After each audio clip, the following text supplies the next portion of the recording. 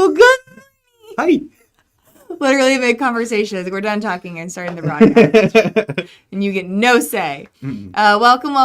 Looks like our mic is working. Looks like we look fantastic. We do. My collar's a little messed up. Yeah, literally, I'm on the way in here. So Kari texted me this morning. If you guys are like, where is the actual brains of this operation Kari at?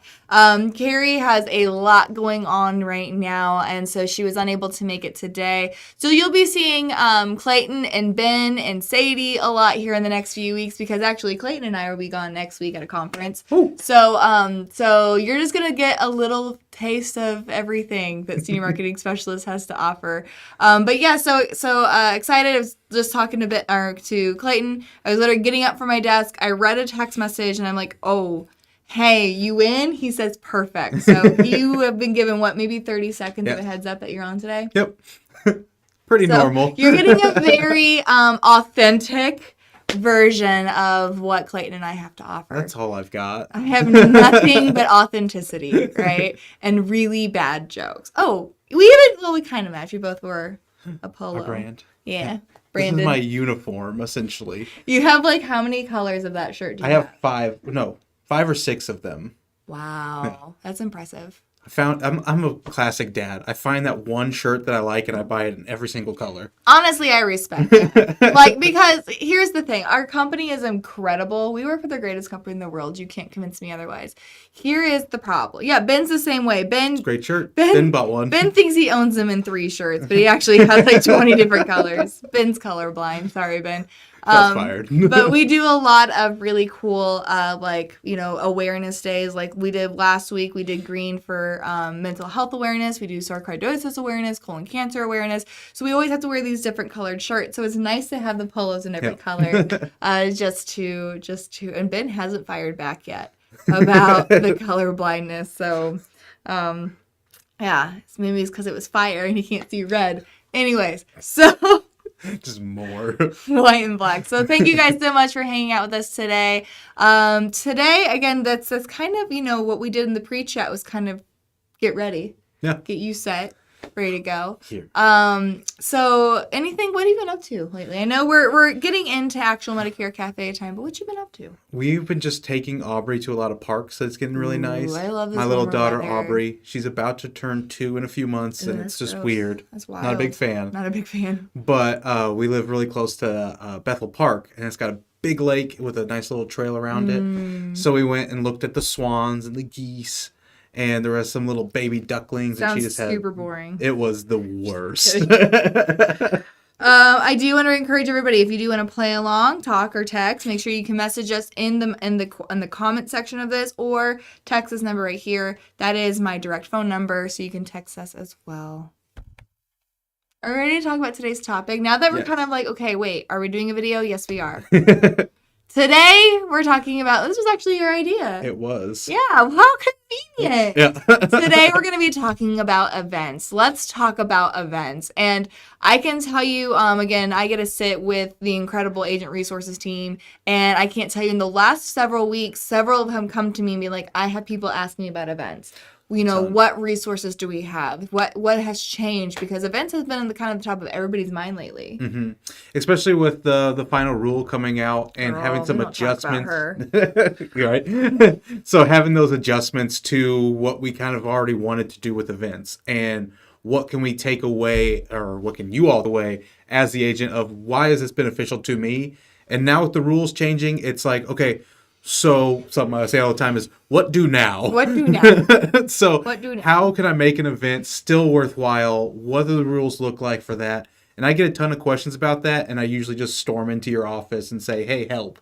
There are 2 things that you say that sound incredibly uneducated, but probably the smartest things ever, and that is what do now. Yeah, what do now is a big one. Few words do trick. Few words do trick. Yeah, those are my 2 phrases. That is your go-to, and they're both, again, very intelligent things. Yeah, so, I just say them in the dumbest way possible. I love it. So let's talk about exactly why do events work. I am, again, if any type of marketing or lead generation, my go-to is always going to be events, because you put somebody in the front of a room and give them a microphone, they're instantly a expert. I mean, they have credibility because they were assigned to speak them. So you're getting instant credibility whenever you go and do these seminars. It's also my favorite way of push versus pull marketing. So push versus pull marketing is basically how you're getting your name out there and how you're getting new clients. Push marketing is like when you're doing an actual, like, a mailer, or like you're getting a client because somebody responded to a call to action. They don't know you from Adam, but you're pushing out a product that they want to buy, so they respond because of that message or that product you want to buy. Pull style marketing is what we all really want to strive towards, and that's whenever you have good branding, good marketing, and good, like, referrals. People hear about you, they know about you, you're the obvious choice. When you do marketing activities, you're actually accomplishing both of those. You're getting people who are ready to buy, who are interested in what you have to talk about, but you're also building this brand for yourself as the expert in Medicare and related products. For sure. A lot of the times when agents are asking me, you know, like, well, what do I do to get more clients in? And it's establish yourself in the community as the expert. And like Olivia said, the events are the perfect way to do that, because you are the expert immediately. If they're at your event to hear something, a topic, if it's, you know, the top 5 things Medicare doesn't cover, if it's talking about Medicare and diabetes, or even if it's a Medicare 101 and people are just coming to learn. Exactly. You're the expert immediately because you have a big microphone. Absolutely. I also love Kari. Unfortunately, she couldn't be here today, but she did she sent me a voice message talking about her partnerships. Kari only does these events for networking partners. Right. So she just did one last week where she had 100 people show up, and it was for an Edward Jones financial planner, and she did one for their office. She did one for the financial planner's office. It's exactly what he means. Yeah, for sure. And so then the financial planner was like, hey, I have 100 clients that are getting ready to turn 65. You know, so he invited like 100 people, and like all but like 2 showed up. Yeah, it's crazy. And again, that's how she gets her clients, is by doing that form of education, because you're providing a service, and in exchange for that service, people are going to come work with you. It's a really low pushy way of providing a service and showing your value before you even write the policy. For sure. And those numbers are crazy. That's nuts. That's so many people. Whenever like we're talking to people about events and why they work or how they work, is just consistency to try to get that like fan base or people that are interested. We're getting there. We're getting there. I can't blame you. You haven't seen the slides yet. I'll just give you a solid elbow to the nose. People's elbow when you talk of people, the elbow of the people. Okay. Okay. So let's get into really quick what we mean by events. No, you're doing great. You're doing Okay. So let's get into exactly what do we mean by like when we're doing these events. Okay. This has actually been the question that's on everybody's mind because of the final rule that came out with compliance. There are 3 types of events. One of these are made up. 3 types of events. One of them is made up. Okay. And the points don't matter. Do I have any 2 truths and a lie. Do I have any Who's Line fans here? First event is what people are most, when they think of sales events, is the one that they go to the most. That is going to be a sales event.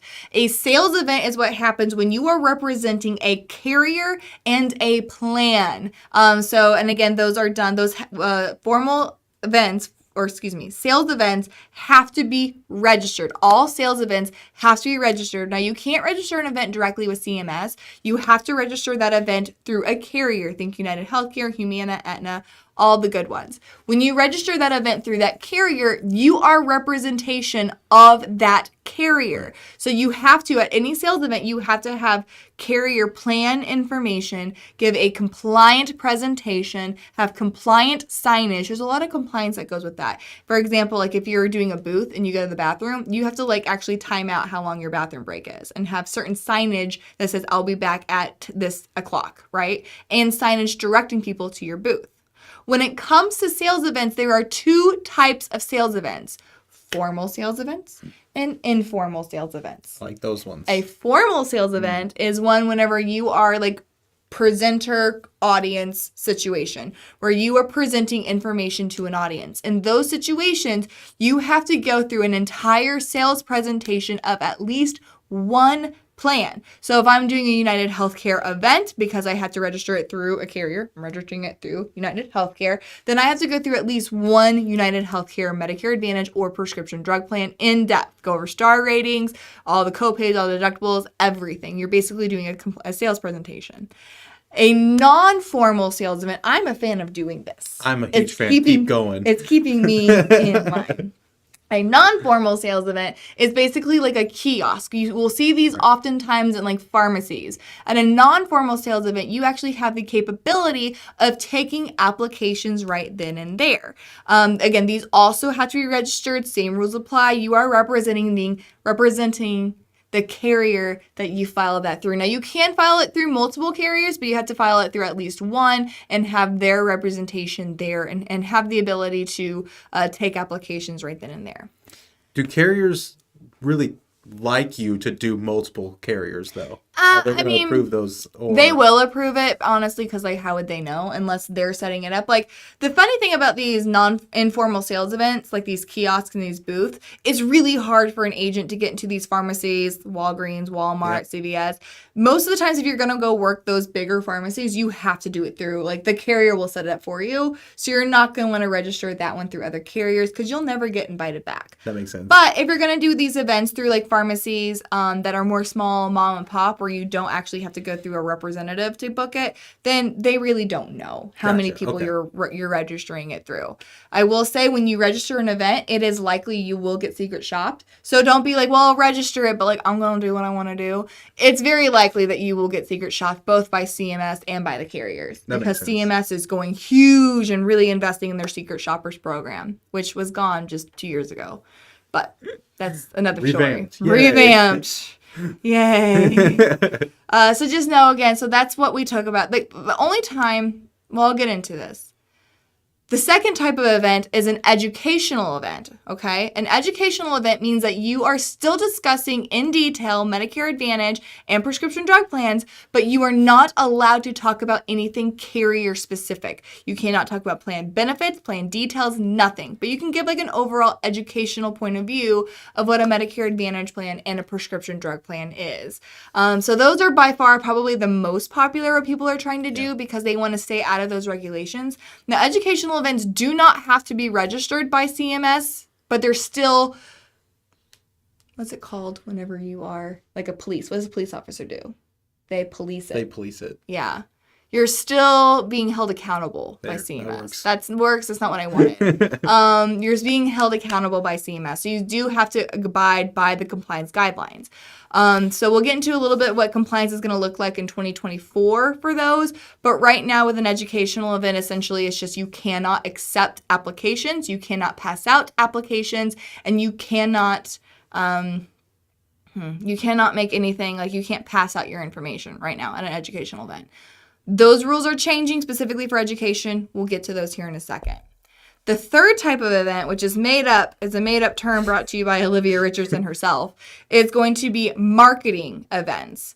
Marketing events is an event that has nothing to do with CMS. There are no rules. You have no rules with a marketing event. You can do whatever you want to. But you cannot discuss C&D at all. You can't do it. That cannot be a Medicare 101. It cannot be like an AEP class. You literally cannot discuss Medicare Advantage or Part D. So I like marketing events. For example, an example of a marketing event would be like top 10 things you didn't know about Medicare, doing a seminar about the 10 things you don't know about Medicare, or like 5 things that Medicare won't cover, Medicare and diabetes, how to stay healthy, how to make the most out of your Medicare benefits. Those are things that do not have, no rules apply. As long as you're not like pretending that you're Medicare and threatening to break hips in exchange for signatures, and you're not discussing C, you're not discussing D, and you're not taking C or D applications, girl, go buck wild. Those are my favorite. I 10 out of 10 recommend just doing marketing events and staying away from educational, especially going into 2024, staying away from educational, staying away from sales events. Gotcha. So the line between marketing and educational seems hazy. So if you're doing an educational event, you can talk more about the details? Yes. So here's what it comes down to. If you're going to be discussing C&D at any capacity, you are either going to do a sales event or an educational event. Gotcha. Okay. Right? Then that's whenever CMS and all those rules will apply. If you just want to do, which is my recommendation, if you just want to do an event where you're at a kiosk at a fair, you're doing a partnership with your financial planners, you're doing something like that, stay away from Medicare 101s. Plus, guys, like Medicare 101s, they work, but you could do so much more. Yeah. Medicare 101s are great for your turning 65ers. That's actually one of the only ways that I see they go after the turning 65 market. Yeah. Everything else is garbage. But when you do a Medicare 101, you're only attracting them. And so if you do things like the 10 things you didn't know about Medicare, 5 things Medicare doesn't pay for, if you do something that's like about Medicare but not a Medicare 101, you'll attract the turning 65ers and you'll attract people who have been experiencing Medicare for some time. So you throw a much wider net when you don't do a Medicare 101. Plus, then you don't have to worry about the compliance with it because it's not, and if you don't do Medicare 101, then it's not an educational event.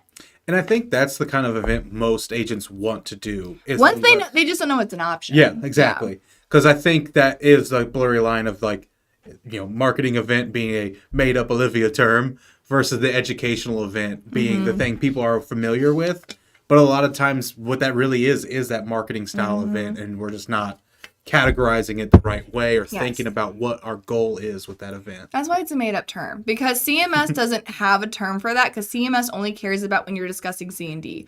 So don't discuss C&D, and CMS is not going to have, of course you still have to have the right titles. You still have to have, all the disclaimers and all the things that are CMS stuff. But when you're not discussing C&D at length, then you absolutely do not have to do an educational or a sales event. Couple things I'll follow up on this. My recommendations on this. The only time that you should ever do this is Olivia thoughts, okay? In my opinion, the only time you should do an informal sales event, right? So that's a kiosk at like a pharmacy or things like that. The only time that I've seen those work too much is whenever you're targeting the D-SNP market, the dual eligibles, those who are Medicare and Medicaid eligible. And the reason why is because those individuals, you need to strike while the iron is hot. They're more difficult to follow up with. They're more difficult to have appointments with because of transportation, whatever reason. So we see a lot of success with people going to like food banks, going to pharmacies that cater to the D-SNP market, things like that. The pharmacies close to like the Dollar Generals, the Dollar Trees. And you do an informal sales event there. You collect applications there. Any other, we don't see a lot of agents having a ton of success actually taking applications at pharmacies like the CVS, the Walmarts, the Walgreens.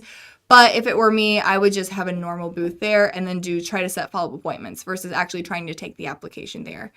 That makes more sense too, as from why'd you go to the pharmacy? You're there to pick up your meds and get on with your day. Yeah. You're not there to hang out and do applications and paperwork for an hour. The biggest thing is, like, if you're wanting to, and again, pharmacies are a huge opportunity, and you should have your information at the pharmacy, but you need to have the relationship with the pharmacist. And that's harder to do with the CVS, the Walgreens, because, like, they're trained to handle a lot of that on their own, and they have to work with whatever vendor owns that space. So it's not really, they don't really have a lot of incentive to refer people to the booth, right? Yeah.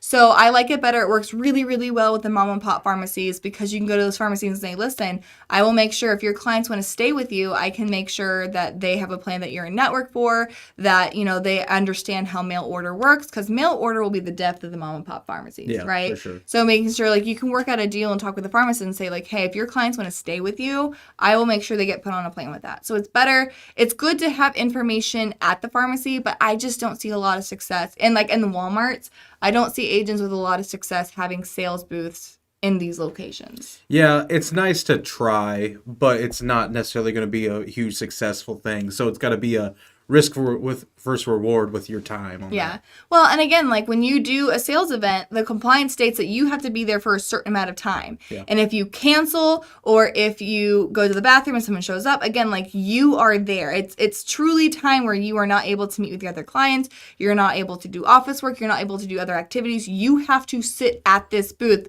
for a certain amount of time. And that's a lot of time that takes you away from being able to do other money-making activities. So the cost, exactly what you're saying, the cost of doing them versus what you get out of it when you're doing those bigger locations, I just don't see the value. But minus the DSNP. The DSNP market works really, really well. Yeah, I was thinking of our buddy Larry, that he got sick or wasn't going to be able to make his booth one day and didn't call his rep, and they got all mad about it. Yeah, and everything. I mean, it was a compliance violation that because he didn't have a replacement, even though he was sick, had some family emergencies, he wasn't able to go to the booth. That doesn't matter. It's a compliance violation. So. The other thing I would say, the only time I recommend doing a sales formal event, again, I don't see a ton because people don't want to go. A sales event, a formal sales event is a very clear thing that you are going to this event to be sold to. People like to buy, they don't like to be sold to. And you cannot advertise a sales event as an educational event that's actually not compliant. So you can't be like, hey, learn everything about Medicare here. You can't say that when you're advertising a sales event. You can't. It's not compliant. So you're basically telling people you have to advertise what plan you're talking about so you don't get a higher attendance rate on most sales events. I will tell you what we see a lot of success with is actually people doing ANOC meetings, and that is between October 1st and October 14th, where they basically say, I'm going to get my entire book of business that has this plan, and we're going to go over how this plan is going to look different in the next year, so in 2024. That is a registered sales event. Even though you may not be expecting to get sales out of it, it's still considered a registered sales event because you're discussing plan details. So we see a lot of success with agents doing that because they're essentially especially if the plan's really good and it's going to remain really good for the next year, then you're knocking out a ton of your reviews that are going to be people that you're not going to sell anything to. There are a bunch of people that need to stay on that plan anyways, but they need to hear from you. You need to work on your retention. They're great retention events for that. Yeah, I think the two most popular things I hear are more of the marketing style events and people wanting to get in front of their book of business, like an ANOC video or an ANOC event. So that's kind of one that I would definitely make sure that you're familiar with that process, kind of getting what you would need in place heading into AEP. Just make that part of your AEP prep. Yeah. But the rest of the time, just do marketing events. Right. Keep CMS out of it. You don't need them. You don't need them in your life. Just be no. It's for sure way easier that way. It's so much easier. And plus, guys, the carriers, when you're doing a type of, especially those sales events, you have to advertise the carrier. They're spending enough money advertising themselves. You don't need to spend your time and your money advertising the carrier. You need to focus on building your brand. And sales events give you a really limited ability to build your brand. So keep that in mind. Do have a question here, and it was a question from Patty. Says, will you always know that you've been secret shopped, even if there are no issues for them to report? If there's nothing for you to be reported on, you will not know that you were secret shopped. Sometimes you can tell. I've been secret shopped as an FMO. We've been secret shopped before because people just see a number and they call it. But it's kind of obvious because they're asking scripted questions oftentimes. But if they stop by a booth or they go to one of your seminars, it's very likely you won't know. Typically, if you are secret shopped, especially if you're secret shopped by the carrier, it's not a negative thing, but they'll just basically say hey, here's an opportunity for more training, an opportunity for coaching. I saw, this would have been earlier in my career, whenever the first time compliance was and it was a lot. We had an agent that did seminars all the time. She was secret shopped and literally if you could do wrong, she did wrong. Oh, no. Her heart was in the right place. She didn't know she was not being compliant, but she would say things like, this is the best. Or she would give me your contact information, this some is stuff. A free plan. Yeah, free plan, just stuff that she just didn't know better. And United Healthcare actually found her and said, we love your personality. We love that you're doing this. Just let us help you. And it really worked out well for her. So secret shopping isn't always bad. It's just you just got to be aware that it's happening and maybe a little more incentive to make sure you are following the rules. No matter how dumb the rules are, we still have to follow them, unfortunately. Okay, so those are the 3 types of events. Well, really 2, but they're broken up into subcategories. 3. One of them is made up. Sales events, informal versus formal. Educational events, don't need to be registered, but you're still going to get secret shopped. And marketing events, what we recommend that you do and is way easier and a lot more fun. For sure. All right.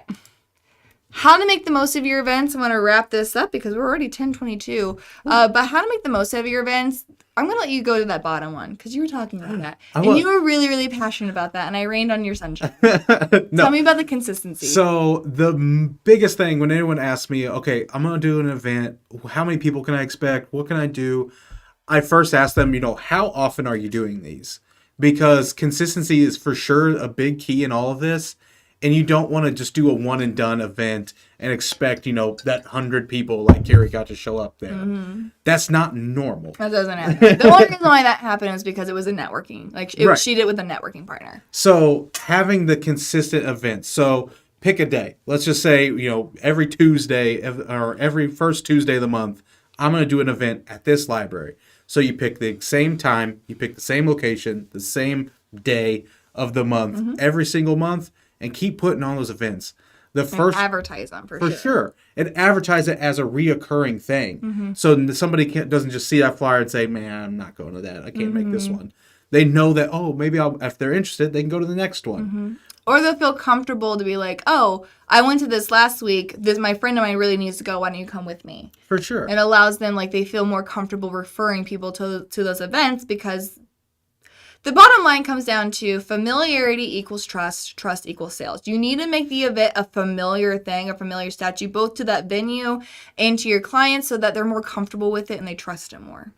For sure. It's kind of like the pop-up, hail damage people that just, come out of nowhere and say, hey, I want to sell you some protection or I want to fix an excellent, If you just, pop up and say, hey, I want to do this, people are like, go away. I want to talk to the local guy. The person who I've always worked with my hail damage. No, that's very relevant right now. We have a bunch of hailstorms going on. So now we have a bunch of pop-up. Ton of those commercials. Can fix your roof. Can fix your cars. And it's like, girl, no, I don't know you. Yeah. And if you're consistently putting that message out there that you're the expert in this, you can help them out. If you can help me with my hail damage every single time, I'm going to go to that person. Mm-hmm. So putting on those events kind of gets you out there, gets to the kind of referrals that keep coming back because they know you're putting those on. Mm-hmm. And also watch your audience just keep growing every single time because, like you said, people are saying, I went to this, you should go. That's a really good one.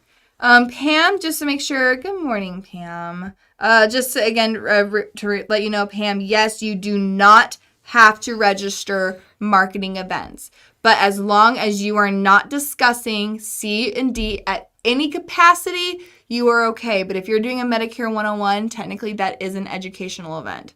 And then I wouldn't also recommend, there's a lot of agents out there that are like, okay, I'll just do a Med Sup 101. I don't recommend doing that. Over 50% of the nation has a Medicare Advantage plan. So if you're only presenting one option, it makes it look like you don't do the rest of it. So don't just do a Med Sup 101. If you're going to do a 101, do the full thing. Don't cheat yourself. Don't cheat your clients. Just make sure it's registered. Not registered. Make sure it's an educational. You follow those guidelines. So a good spin-off question that I threw at you yesterday was, okay, so we're doing an educational event. We're not talking C or D. Somebody says, but how much will my prescriptions cost? Mm-hmm. So whenever somebody is asking you a question, you can answer that question and respond to that. Just careful not to expand on that. So if they're saying, again, well, my neighbor has, so you're telling me about this stuff, my neighbor has a $0 premium. Of course, they're not going to say that. They're going to say, my neighbor has a free plan. You can absolutely say, sounds like your neighbor might have a Medicare Advantage plan. That is an option for Medicare beneficiaries. If you want to talk more about that, I'd love to chat with you. And then set up an appointment, a follow-up appointment with that. So you can do that. Also, we'll get into the compliance here in a little bit, but yeah. So great questions on that. Another thing to make the most out of your AE or out of your event is number one, and we already talked about stick to marketing events, but number one is my biggest thing is to have a strong call to action. I love events because, again, for all the reasons we talked about, but they don't pay your bills, right? No one pays you to actually do these events and to educate people on there. So the way that we make money is by taking applications and turning them into companies. So you have to make sure you have a really, really, really strong call to action. A marketing event, this is really easy. Basically, you try to set appointments at a marketing event. Don't take applications that you're setting yourself up for failure. So your call to action, like I said in the past, is whenever you're doing a marketing event, at the back of the room, you have a calendar there, those big desk calendars, and you have open open slots available, and you say, thank you all for listening to me today. Thank you for coming to my seminar. Medicare is a really personal conversation. What you should expect from your Medicare is different from your neighbor or even your spouse. If you want to get into details about that, I have a calendar at the back of the room with preset appointments. If those times don't work for you or the calendar is filled up, come talk to me. This is important enough that I want to make sure I can have one-on-one conversations with you. So that's a great call to action. They know exactly what to do next. You cannot do that with educational events starting October 1st. You can do that now for educational events. You cannot do that starting October 1st. We'll talk a little bit more about that too. And just to reiterate, the marketing style events where you're not doing anything Part C or D related, you are able to collect those even with the new rule changes. Even with the new rule changes. Marketing at events, there are no rules. Just, I told Clayton yesterday, if you want to show up to Speaker Circle and do it naked, you can do that at a marketing event. Will it work out well for you? Probably not. It might. But you could. You could do that. Whenever you get into the educational and sales events, that's whenever you have to start worrying about the rules. Right. So let's go ahead and dig into that really quick. The compliance surrounding this. Again, when we're talking about these events, this is coming out from the final rule that came out April 5th, going to affect for 2024 effective dates. Mainly affecting when it comes to the events, the educational style events. The biggest things that you need to know is that you cannot have a sales event, like a formal or informal sales event immediately following an educational event.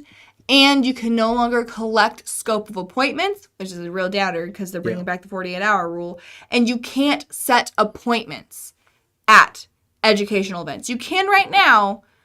October 1st, you will not be able to set appointments at educational events. So you'll need to make sure you really focus on what your call to action is. Your call to action can be follow me on Facebook. Your call to action can be call me with questions. Your call to action can be take my business card. If you're interested, you can't hand it out, but you can advise them to take your business information if you have questions. But it really weakens what your call to action could be at an educational event.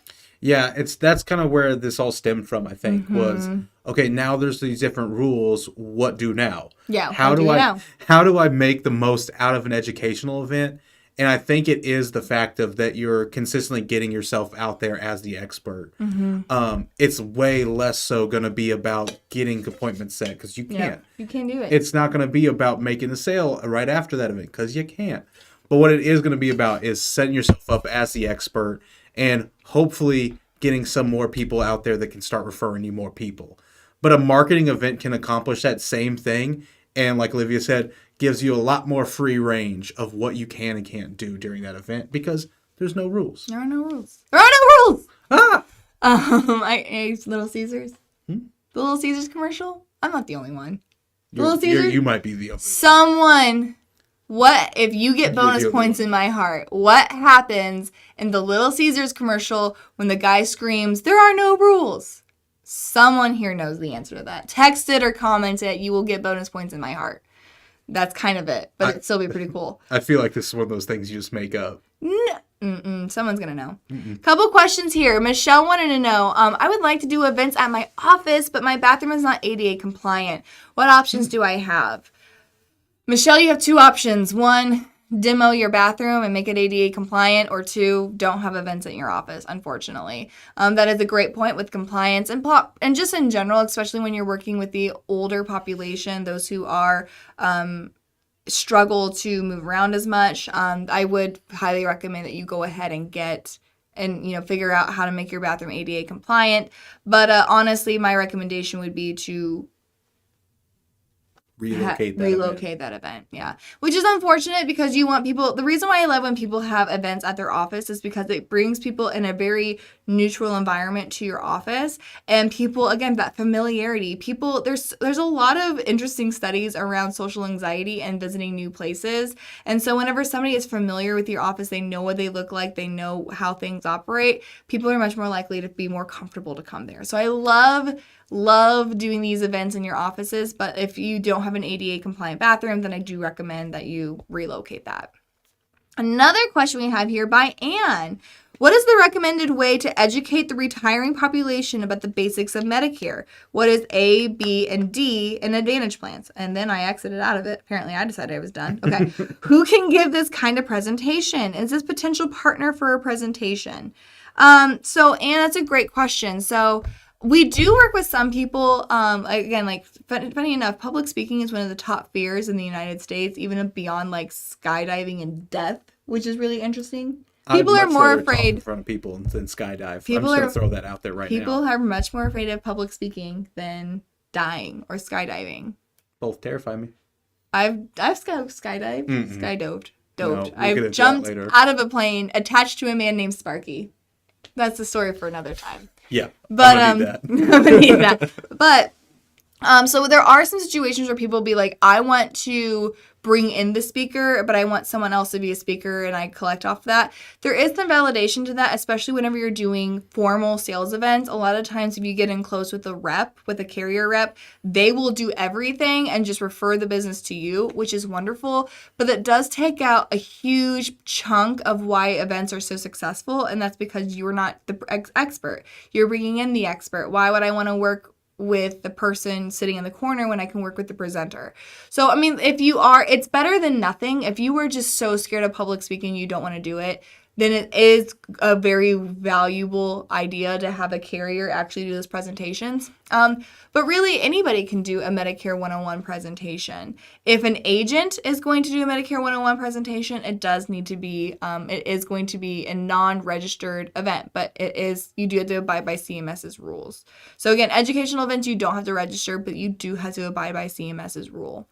I always recommend you can have anybody come in and do that presentation for you, but it really does take away the value that you're bringing and kind of cheats yourself of that service. Because why would I want to work with you when I can work with the presenter? Exactly. It misses that like top reason that events are successful because you are now the expert. Even though you just might be a little bit more shy or not want to talk in front of all these people. But I think that would be something that you more want to look at, like, correct me if I'm wrong, like a referral type partner where you're not trying to get out in front of a bunch of people all at once. You're trying to talk to business people that know that you're the person to go talk to about that. So it can be more of that one-on-one or small group session. Yeah, that makes a lot of sense. So great point. The last thing I would say, like if you are interested, so 2 things that we offer. Number 1, Senior Marketing Specialist does offer these seminars. We do have a really nice Medicare 101 presentation that we have, which would be considered an educational event. But we also have the top 10 things you didn't know about Medicare, 5 things Medicare doesn't cover, Medicare and diabetes, Medicare and your recovery, all these things that would be considered marketing events, not educational because they're not going in depth about C&D. So if you're interested in doing those, call our offices. We do have that ability to kind of give you what those would look like. Because I don't want CMS in my business, all right? And I honestly, the biggest reason is because I want to focus on me. I want to focus on my agency. I don't want to spend my time, money, and effort advertising for a carrier.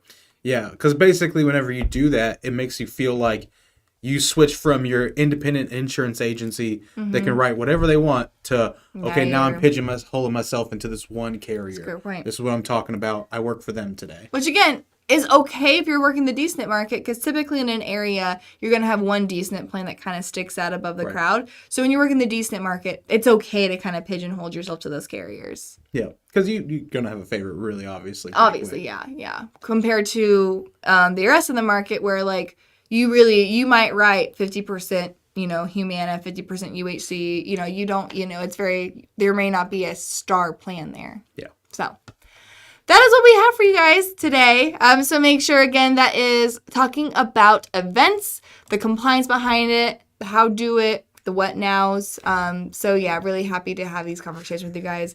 Now's the chance. If you've been I've been oh, I really hope they hit on this. Well, we didn't hit on it. So if you want us to shoot us a text or message us in the comments, we're more than happy to address those questions now. But yeah, Clayton and I won't be here next week, so that makes me sad. Yeah. I don't believe Kari will be here next week either. So next week you're gonna have Ben and Sadie. We haven't seen Sadie on the cafe here for some time, so she'll be making a presence, making herself known. Yeah. So last I heard, there was some sort of roast not the food, which is my favorite kind of roast. Yeah, honey roast, where we talk about all the sweet things that people do. I don't think that's what's going to happen. That's what I want to happen. Maybe one of us should just like pop on just to be sure. Just to be sure. But we do really appreciate you guys. Again, thank you so much for tuning in. Thank you so much for listening live. And if you are watching a recording of this, also just always keep in mind that this is my direct line. So you can call it or shoot me a text and I will be sure to get back to you. So, yeah. I don't think we have anything. Nobody wants to be a friend. Thank you guys for your interaction, other than Brian. What did Brian have? Thank you, Brian. Love you, Brian. You all have an amazing rest of your week. You know what you're doing? I think so. All right. So until next time, guys, have fun. Make money. And give impeccable service. You did so good. I did. You really